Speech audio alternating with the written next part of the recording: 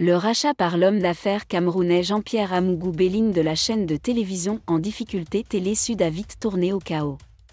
Jean-Pierre Amougou Belling regarde Télé Sud à Yaoundé. L'homme d'affaires quasi puissant a exprimé son envie de reprendre la chaîne, en perte de vitesse. Désolé de vous interrompre, ce rapport peut contenir des commentaires soumis au choix de l'auteur. S'il vous plaît, si vous êtes nouveau sur cette chaîne, veuillez vous abonner et activer la cloche de notification. De cette façon, vous serez averti lorsque nous publierons de nouveaux rapports sur cette même chaîne. Merci. Sa demande a été soutenue par le président camerounais, qui a débloqué près d'1 million d'euros par l'intermédiaire du ministre des Finances Louis-Paul Motaz pour faciliter l'acquisition de Télé Sud. L'opération, finalisée le 11 février 2020, fait de Télé Sud la propriété d'Amougou Belling, également propriétaire du groupe de médias L'Anecdote.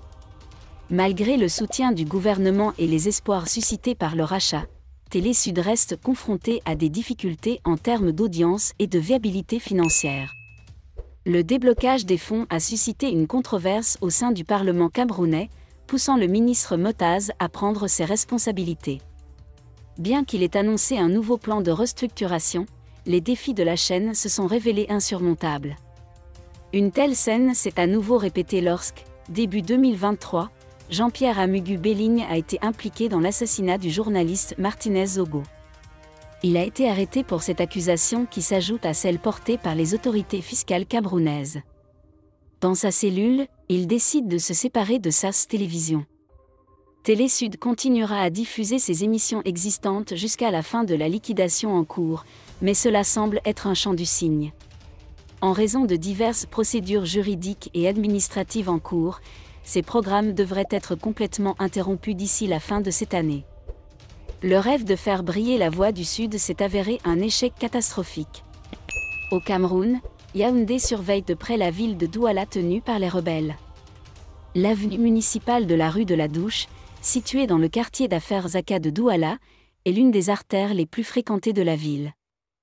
Mais cela illustre aussi parfaitement l'anachronisme dans lequel est tombée la ville portuaire.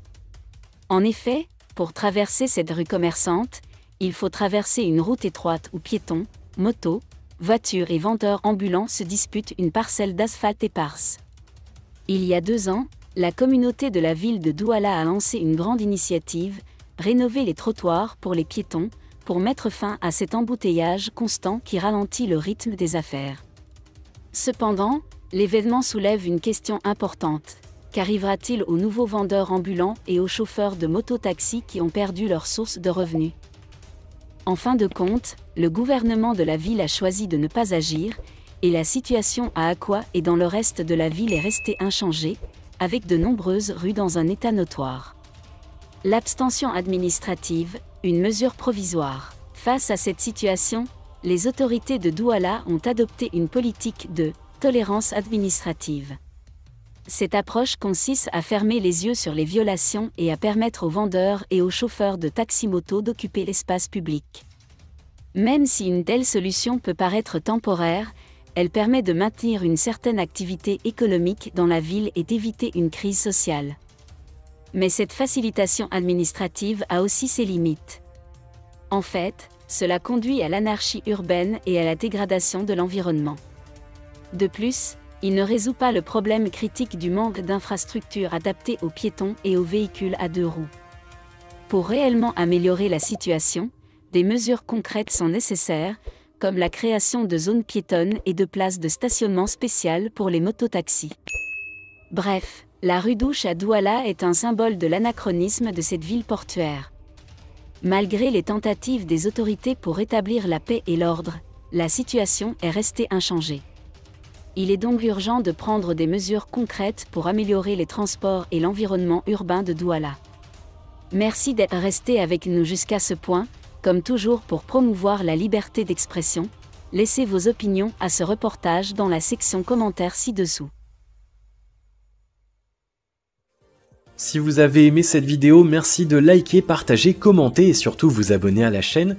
Et on se retrouve très vite pour une prochaine vidéo.